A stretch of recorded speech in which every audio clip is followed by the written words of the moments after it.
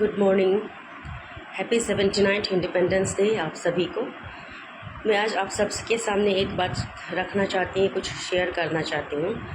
शायद आप सबके साथ भी हुआ होगा, जो मेरे साथ भी हुआ है। तो बात ये है, हम कल ट्रिम्स में था। ट्रिम्स में एक पेशेंट को मिलने गया था, तो वहाँ पे हमने डॉक्टर से कंसल्टेंट के लिए डॉक्टर के पास गया। डॉक्टर ने कहा लास्ट ऑप्शन है, उसको केमोथेरापी देना है। तो उसके लिए उन लोगों ने प्रेस्क्राइब किया केमोथेरापी के लिए। तो हम मेडिकल में गए, मेडिकल के वो फार्मेसी शॉप पे दौड़ के गए। तो वहाँ पता चलता है कि केमोथेरापी का मेडिसिन नहीं है, स्टॉक में नहीं है। तो हम गए डॉक्टर से बात करने फिर से कि सर केमोथेरापी का मेडिसिन अवेलेबल नहीं है हॉस्पिटल में। तो सर ने एक नंबर पे डायल करके कॉल किया, शायद कोई सप्लायर था। उन्होंने कहा कि मेडिकल में ये दवाई स्टॉक में क्यों नहीं है, अभी क्यों नहीं है करके उसको पूछा। तो उस तरफ से रिप्लाई आया कि गवर्नमेंट ने ऑर्डर प्लेस ही नहीं किया है। तो जब इतना बड़ा हॉस्पिटल में केमोथेरापी का एक सिंगल साइकिल भी अवेलेबल नहीं है, तो पेशेंट का क्या हाल होगा, आप लोग सोच कर देखिए। और फिर हमने बाहर जाके पूछा, फार्मेसी में बाहर एक क्लिनिक पे जाके पूछा। तो आप सब तो जानता ही है एक केमोथेरापी का एक साइकिल का कितना जाता है। तो 3 लाख के आसपास है वहाँ पे, 3 लाख आसपास। वहाँ पे भी फिर फार्मेसी पे भी दवाई अवेलेबल नहीं था। तो हमने फार्मेसी क्लिनिक को भी पूछा कि आपके पास भी अवेलेबल क्यों नहीं है। तो उन लोगों ने कहा जब पेशेंट ऑर्डर करता है तभी वो लोग लाता है, क्योंकि ऐसे लेके नहीं रख सकता है। लेकिन मेडिकल में स्टॉक होना चाहिए था, क्यों नहीं है। आप लोग सोच कर देखिए, एक पेशेंट को केमोथेरापी ज़रूरी है, उसको बहुत ज़रूरी है।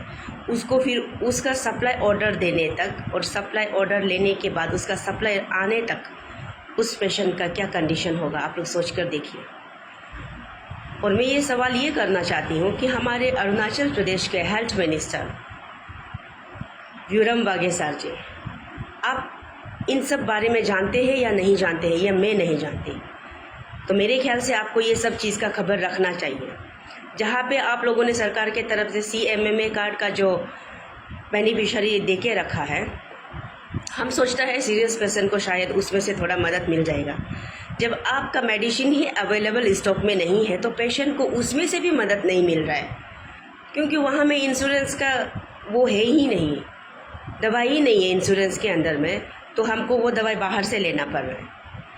तो आप सोच कर देखिए, एक गरीब आदमी, एक गरीब इंसान उस दवाई को कैसे अफोर्ड कर पाएंगे। हम उस भरोसे हॉस्पिटल में जाते हैं, थोड़ा बहुत मदद CMMA कार्ड से मिल जाएगा, लेकिन वो भी नहीं हो पा रहा है। और ये हेल्थ मिनिस्टर जो कर क्या रहा है, आपका क्या ड्यूटी बनता है?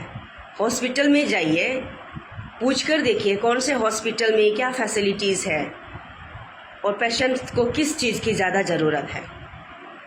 तो दोस्तों, मैं ये शेयर कर रही थी कि हम जैसे गरीब लोग, हमारे जैसे बहुत सारे आम जनता है जो केमोथेरापी के लिए बाहर जाता है। तो बाहर जाने से जो खर्चा होता है वो तो अलग ही है, उस बारे में तो हम सोच भी नहीं सकते। तो प्लीज़ आप सबको मैं ये पूछ रही हूँ, आज जब हमारे इंडिया के 79th इंडिपेंडेंस डे में हमारा अरुणाचल प्रदेश में ट्रिम्स जैसा बड़ा मेडिकल कॉलेज बन गया है, तब भी कोई मशीनरी, कोई इक्विपमेंट अवेलेबल नहीं है। तो हमारे प्रदेश के जनता को तकलीफ़ क्यों नहीं होगा? बीमारी से जूझते रहेंगे और वो मरते रहेंगे, और ख़ासकर तब तक जब तक वो मेडिकल स्टोर में, हॉस्पिटल में दवाई उपलब्ध नहीं होता है। और उस बात को मैं फिर से दोहरा रही हूँ, जब डॉक्टर साहब ने उस सप्लायर से कहा कि गवर्नमेंट ने उस मेडिसिन के लिए ऑर्डर प्लेस ही नहीं किया है। अरे भाई, ऑर्डर प्लेस कब करेंगे आप?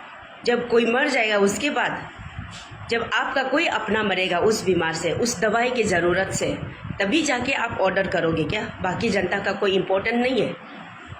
तो हेल्थ मिनिस्टर प्लीज़ आप जल्दी से जल्दी केमोथेरापी का मेडिसिन को ऑर्डर कीजिए, क्योंकि मेडिकल में बहुत सारे चीज़ों की ज़रूरत है, लेकिन उसको मिनिस्टर, हेल्थ मिनिस्टर कुर्सी में बैठकर बस सुन रहा है, देख रहा है, लेकिन वहाँ जाके जायज़ा नहीं ले रहा है।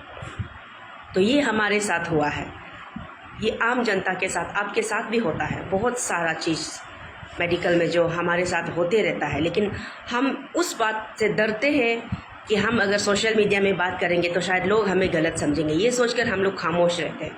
इसलिए आप अपनी आवाज़ उठाइए, सवाल कीजिए सरकार से कि ऐसा कब तक चलेगा।